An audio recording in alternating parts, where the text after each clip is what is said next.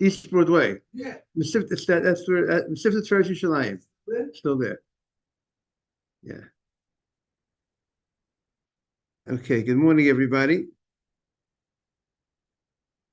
Okay, we are on 44B. 44B 1.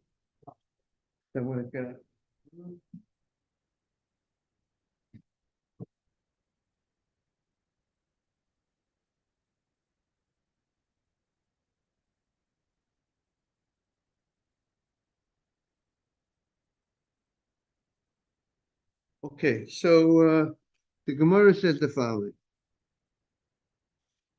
The Kama Shiura. The last thing is Rav Chizdam Rav Yitzchak Adam Yosei Chavoto Barava Shebelulav. He holds that you could fulfill your obligation with the arava and the lulav. He says that you could take your lulav, which some explain the following.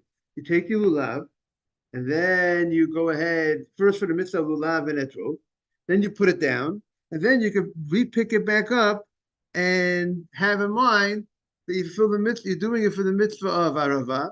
So he holds that's clear enough, and that will be fine if you can fulfill the mitzvah arava by doing it that way. But in Shulchan Aruch, what I recall, Shulchan Aruch says that you cannot do that. We do not hold that way. It says in Shulchan Aruch that you don't pick up the lulav for the sake of lulav and then put it down and re-pick it up for the sake of arava. That will not go. That will not be acceptable in the mitzvah of arava. Okay, comes the Gemara, continues. Kama shiura. What is the size of the arava that we use for the mitzvah of remembering what they did in the Mikdash?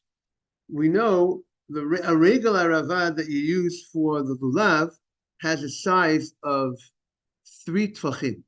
It's a certain minimum height of about 11 inches. If it's less than 11 inches, no good. You got to make sure you cut the arava longer. Always be, David, I try to help the people with their tefillin, as you know. So the rule of the tefillin is, you remember one day before we spoke about it, I don't know if you're here, with the talk about the importance that it shouldn't be lower than where the hairline be, so above the hairline. So the rule of thumb, as they say, is always a little higher than lower. So if you put more room going up than going down, so to speak. So therefore, a little higher is always better. Here also, when it comes to the arava, always better to, good morning, Ralph Patesh is on.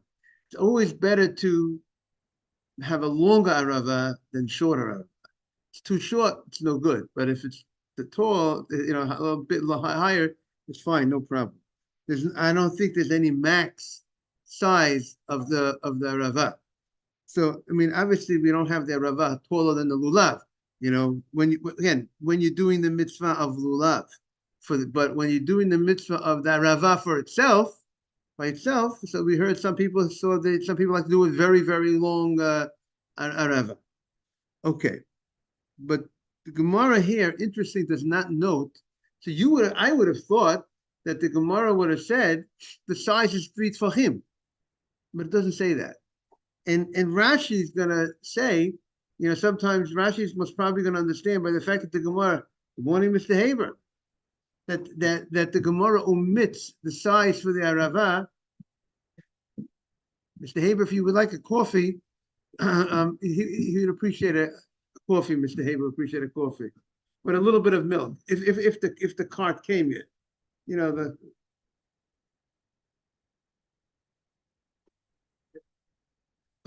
David, I could say it out loud that you can hear me, maybe. Oh, wow, that was fast. He knows how to make a coffee pretty fast. Someone over there ready. Look at that. It says Kohanim. Good morning. It says Kohanim Zrizinhem. They move fast.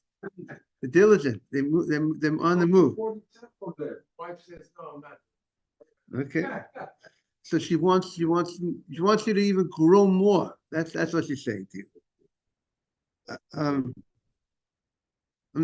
So the Gemara omits does not respond that we're talking to everybody, Rabotai, we're talking about the size of the arava that we use independent of the lulav and the etrog and the dasim and the aravot, the arava that we do separately on Hoshana Rabbah.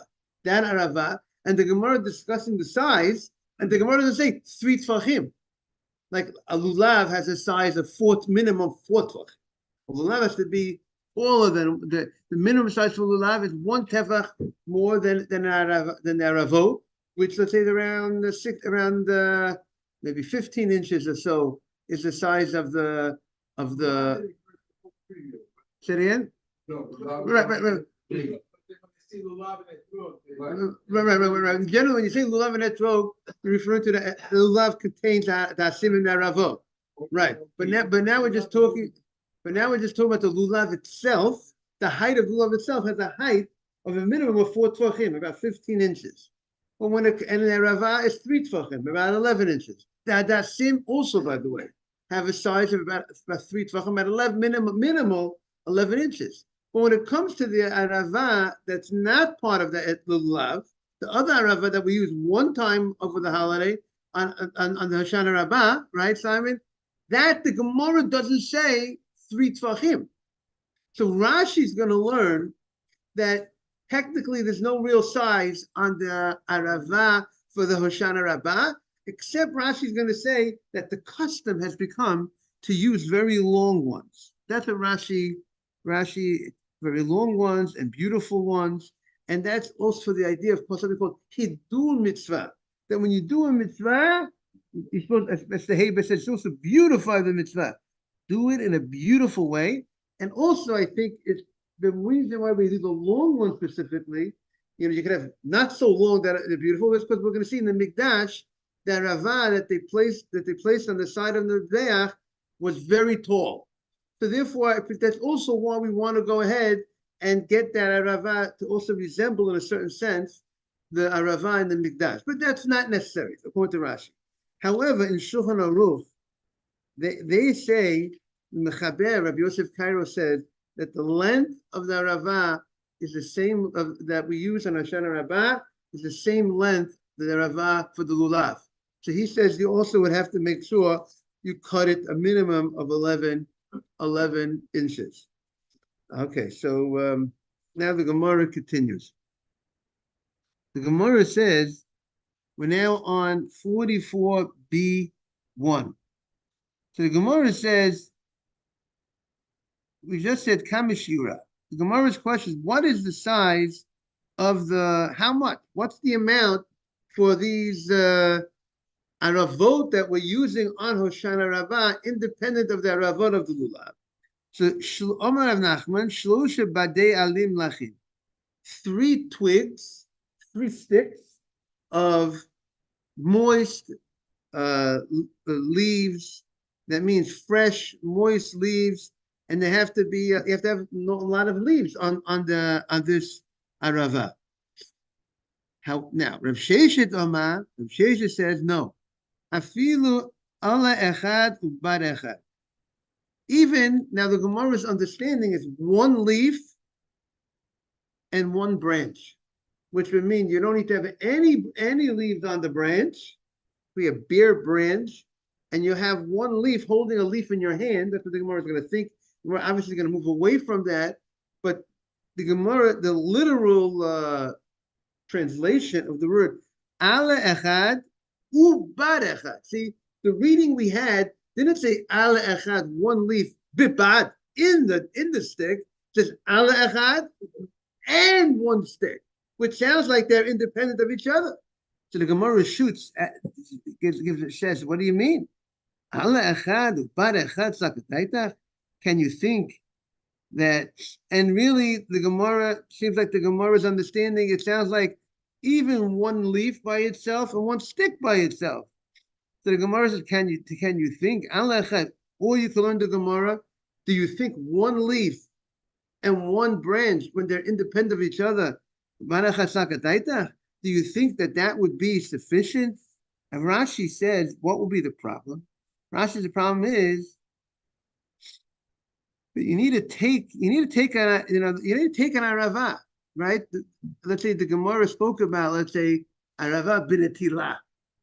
right? You have to, this arava that we talk about, let's say we had two opinions, is the main, the meat and the potatoes of the Hashanot, these arava, is it to place on the Mizbeach, or is it to go ahead and just to take it and maybe shake it? But you have to take it. It's something of significance. But if you have a single leaf, it's not recognizable. It's not so recognizable.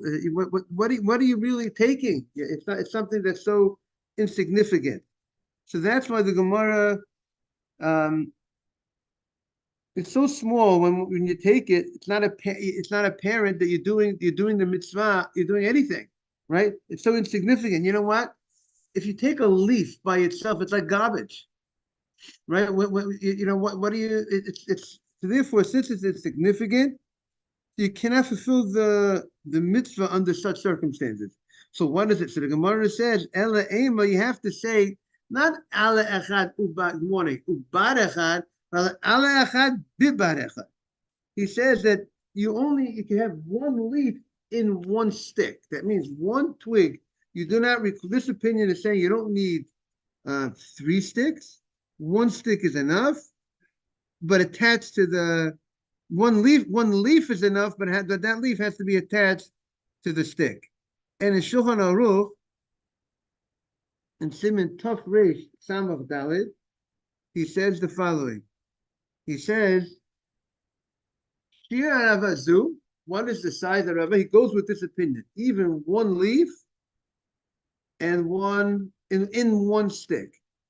And the Ashkenaz rabbi Ramah says, however, one leaf and one in one stick, that's not, David is showing, that's not a way to do it, right, David?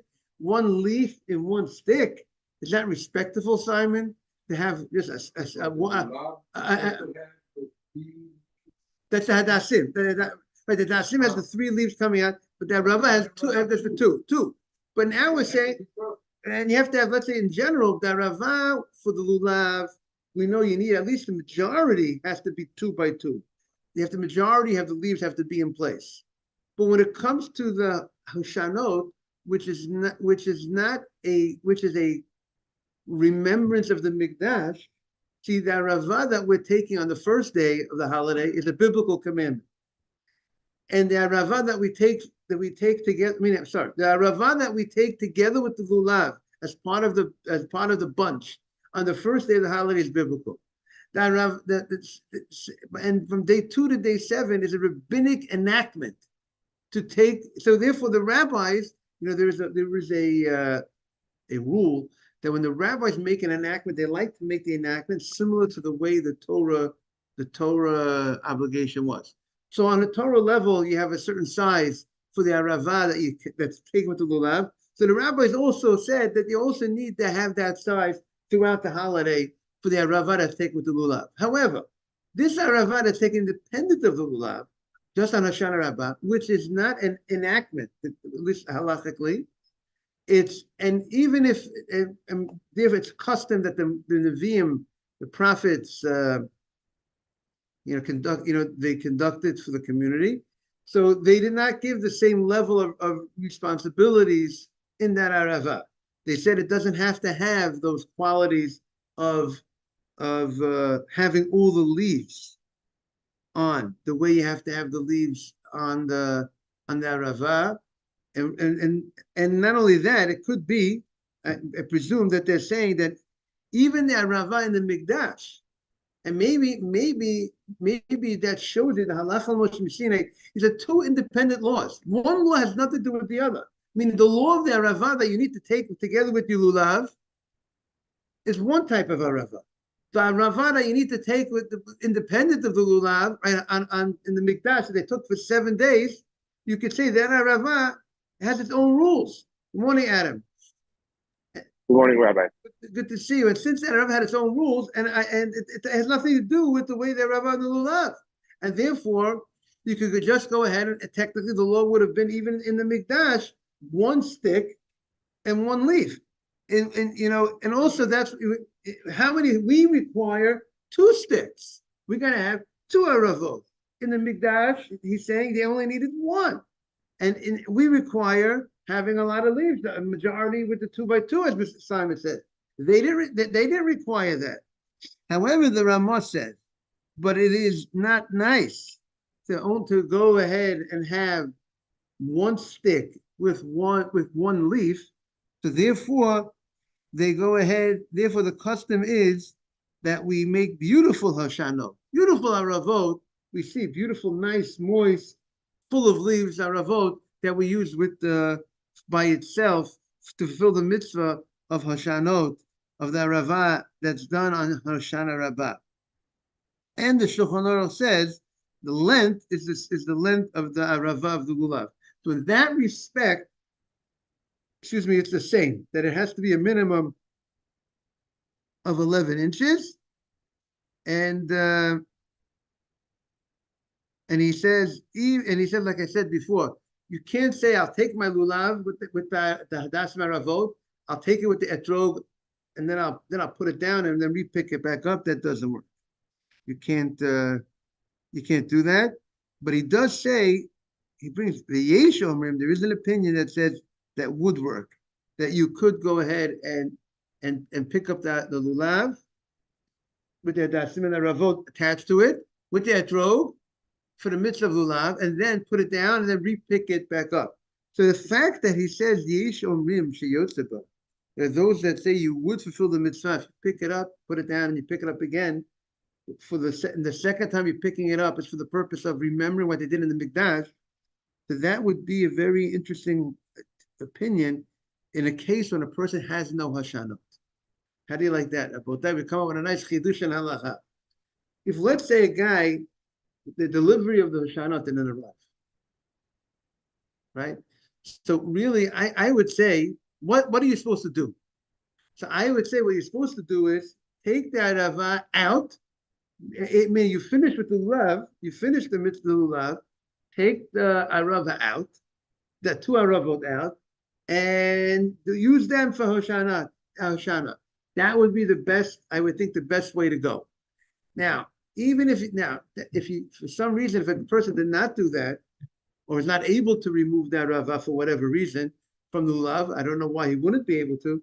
So then, if you're stuck, then you have your even though the first opinion says you can't do this, but you'd be able to, best thing is to use at least the second opinion of Shulchan Aruch, to take the lulav, put it down, after you finish that mitzvah of the lulav, then pick it up a second time for the mitzvah of remembering what they did in the Mikdash, that they had Aravah in the Mikdash, independent of the lulav. That would be but like I said, the best thing I think would be to remove the Aravah. And also the fact is that Rabbi only have 2 Aravot, but the halacha says you only need 1 Aravah. The fact that we use 5, our custom is that we use 5, that technically the bare minimum of the halacha is only 1. You only need one. So I think that's just an interesting thing to look at, to think about. Okay, the Gemara continues. Oma Evo, have a kamina kamei de Rav Elazar bar Tzadok. Evo says, I was in front of Rav Elazar bar Tzadok, va'aiti ahu gavra arava kamei, and somebody brought an arava for the rabbi to use to fulfill this mitzvah of arava, independent of the lulav, the arava that we call Zechel Mikdash Arava, the Arava that we're remembering how they used to go around in the Mikdash, go around with this Arava by itself, or the Arava that the Kohanim would stick, with the Cohen brothers, would stick onto the Mizbeach, by the Mizbeach.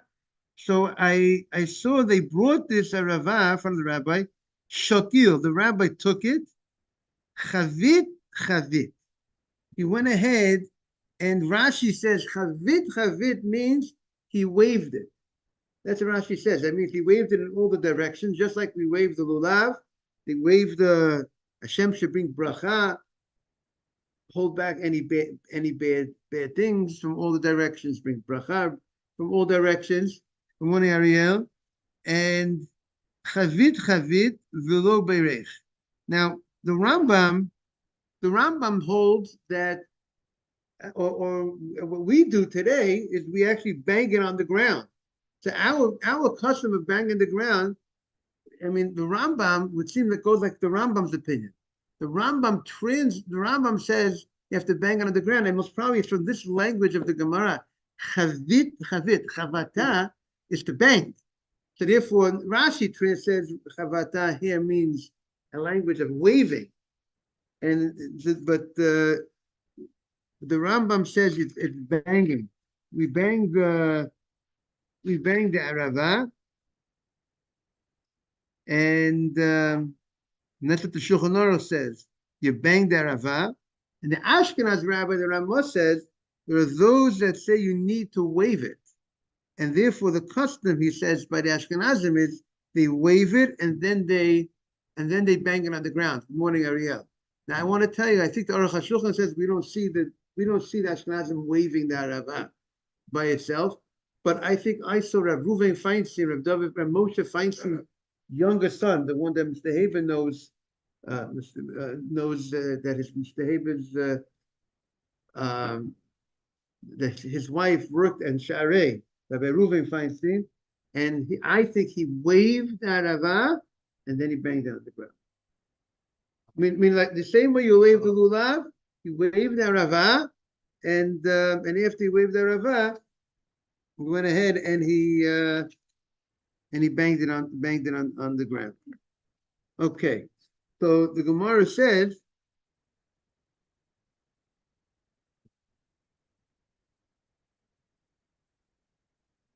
yes.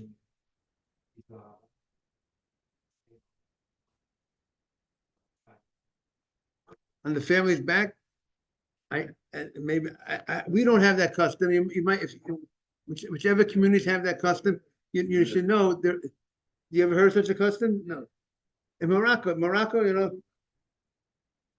But I will tell you that, but there's certain communities that maybe Erev Yom Kippur or maybe Erev Rosh Hashanah, I'm not sure, one of those times that they take a strap, a belt, and they hit, and they do it in Morocco, and they hit the person like not a real hit, just a symbolic.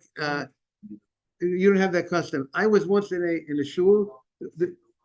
I was once in a shul. A Sephardi old man comes over to me and he says, "Can I hit him?" I'm gonna hit him. You know, I never did such a thing. You know, one of the 613 mitzvot is included in the prohibition of when the agent of the court has to give 39 lashes. The Torah gives a prohibition; he can't give an extra one. Lo yosif. You can't add a lash. And the Shulchan and the Sefer Chinuch says, if a person who's a wicked person, who's the guy who's getting lashes? The guy who intentionally violated a warning, and he violated one of the things that the Torah forbade, and the Torah says you can't give an extra lash. So how much more so your fellow Jew you can't hit? So therefore, there's a biblical prohibition for a Jew to hit another Jew. Okay, but here he doesn't want me. Here he wants me. What he wants me to do is to give a symbolic. It's symbolic, and the point of that is to remember the seriousness of a sin, and that people would get lashes for sinning, and therefore they want the symbolic thing of hitting the person on the back, or wherever he said to hit him. Now the Gemara says, so this rabbi was brought to him an arava. He banged it, or according to Rashi, he waved it, v'lo beirech, but he did not say a bracha. Now, Gemara is addressing the old issue that we brought up. Ralph, you able to hear us clearly, I hope. The old issue that we brought up was, good, now we see Ralph, very good. Good to see. The old issue we brought up was this taking of the arava that we do today on Hoshana Rabbah. Is that so? We concluded it was halacha l'Moshe Sinai in the Beit HaMikdash. Now today, after the Beit HaMikdash, it was never a biblical law. Only in the Mikdash was biblical law. All 7 days of the holiday. But today we have a custom to take this arava and to remember what they did in the Beit HaMikdash. And when did we take it? One time on Hoshana Rabbah. And the question is that a takana? Is that the takana, meaning an enactment of the prophets? And if it's an enactment of the prophets, then you have to say a bracha, or is it a custom of the prophets, right? So, or is it a custom of the prophets? And the custom of the prophets, the Gemara says you will not make a bracha on a custom. The custom is not the same level of an enactment, even though we follow customs and customs are a law, but it's not the level to say a bracha. So the Gemara says over here, we see he did not say a bracha. So Ksava, so we see he holds minhag neviim. It's a minhag, it's a custom of the neviim. Now this question of do you say a bracha on a custom, by the way, so the Sfardim follow this law, and they don't make a bracha on a custom. To saying Hallel on Rosh Chodesh is a custom. That's why you notice how does Hallel on Rosh Chodesh begin? With the halukas, you don't start with a bracha. But if you would walk into an Ashkenaz shul on Rosh Chodesh, they say a bracha. And now also you will find a big difference between Ashkenazim and Sfardim. It would seem, I think Rav Ovadia Yosef says very clearly that if you want to give your wife the lulav, to take your wife, your daughter, take the lulav on Sukkot, she takes the lulav, but she should not say a bracha. Why? Because she's not obligated. There's no obligation for the woman to take the lulav. The lulav is a time-bound mitzvah that women are exempt from. Many time-bound mitzvahs women are exempt from. So she should take it without a bracha. But it's Ashkenaz community, the lady will say a bracha, because, and the Sfardim hold, how could you say v'tzivanu? There was no commandment for the women to take the lulav. Asher k'yisharim mitzvah v'tzivanu. Only the men were commanded. The Ashkenazim say v'tzivanu is going on the community was commanded. Therefore, they go ahead and they take the lulav with a bracha. Okay. So now the Gemara says, Aivu v'cheskia. So we have Aivu and Cheskia, Bnei Barte, they were the sons of the daughter of Rav. So they're in other words, they were Rav, the great Rav. Good morning, the great Rav. You know, we have Rav and Shmuel in the Gemara. These are two people that had many different disagreements in halacha. And these are Rav's grandchildren. I do Arava l'kamei de Rav. You know, the grandchildren, they went ahead, they brought an Arava for their grandpa, for Rav. It's a good grandkids, right? Training them well to be involved in mitzvot, right, David? Got to get the grandchildren involved, right? So they brought the Arava. Chavit, according to Rashi, he waved the Arava in all directions. According to the Rambam, he banged the Arava on the ground, but he did not say a bracha on the Arava. So we see again, Ksava minhag neviimu. He holds that is a custom of the prophets. The prophets made this custom, but it was not an enactment. So it seems like to the Gemara, obviously the Gemara wants to know what is the law? Do you say a bracha when you take the same way you say a bracha on your lulav and your etrog, adasa, rovas all 7 days, and day 2 to day 7 is a rabbinic enactment to take the lulav. Day 1 is a biblical mitzvah. Day 2 to day 7 is to remember how they did in the Mikdash. What about the Arava that you take on Hoshana Rabbah? Do you say a separate bracha on that or not? So the Gemara is showing that these different rabbis did not say a bracha on those Hashanot. Amma Evo, and Evo says, have a kamina kamed Rabbalazar Tzadok. So Evo, who was the grandson of Rav, now we see he grew up. Now he's going to do his own reporting. He says now here he said like this. I was in front of a great rabbi. I was in front of Rabbi Tzadok. And by the way, this is a lesson in itself. People should be hanging out with great rabbis, great people, to be able to see how they conduct themselves and learn from them. Atakame Hu Gavra. A certain person came in front of him and said to him the following. He had the following halachic question. He says, Karyati Isle. I own villages. Not bad, right? I own the villages. I have the people in the village work for me. So sometimes you own this large area. And Karmaya Italy, I own vineyards.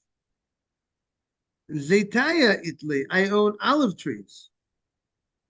And V'atu B'nei Kriyata, and during the Shemitah year, the people of the villages come, Umekashkeshin B'Karmaya, and they go ahead and they do certain types of work.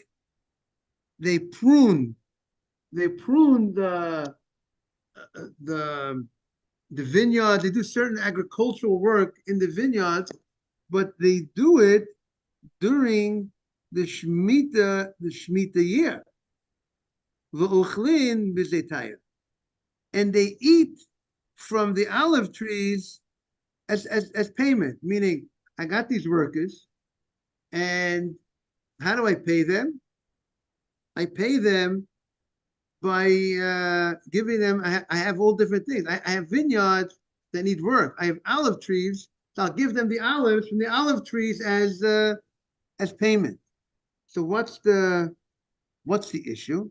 So he wants to know, arich or is this good or not good? Is there any problem for me to use the olives of the olive trees during the Shemitah year as payment to the workers? So now using the olives from the olive trees, then it's like you can't do business with fruits of Shemitah only under certain. There has to be certain conditions that you might be allowed to. The way it's done, not in the normal way of business. So here he wanted to know if this practice of paying the laborers, and the Gemara is going to address how was you allowed to even do that type of work during Shemitah. This type of pruning, shouldn't it be a problem? The Gemara is going to address that, why it's not an issue during the Shemitah year. But he wants to know, can he go ahead and to this practice of using the olives to pay the workers during the Shemitah year? So we're going to say, let's say the work is all right. Let's say there's no problem of doing this type of work on the trees, but the question is, but using fruits of Shemitah to pay, is that proper or not? So what does it say? Amalei. So the rabbi said, lo arich. It is not good. It's not a good practice because you are using fruits of Shemitah. Fruits of Shemitah are given to you to eat. If David and I want to eat some olives during the Shemitah year, it's available for us. But to use it as currency, like money, I'm using as payment to my workers, that's a no-no. That's a no-no. The same way I can't do business I can't do a normal business with my olives during the Shemitah. I can't use it for payment. So the Gemara continues. The Gemara says, now again, because he was hanging out by the rabbi, he heard what the rabbi said. He learned this halacha. So,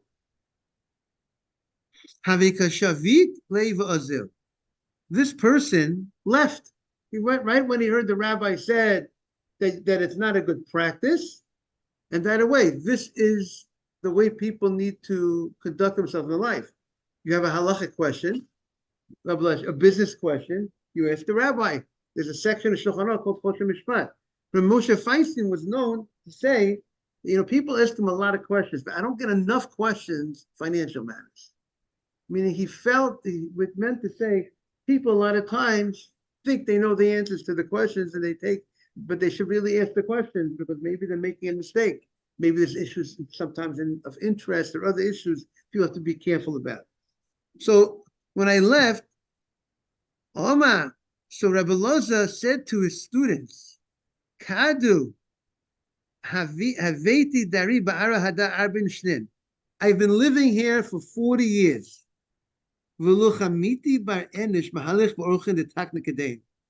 I did not see a person who conducts himself in such beautiful ways like this person.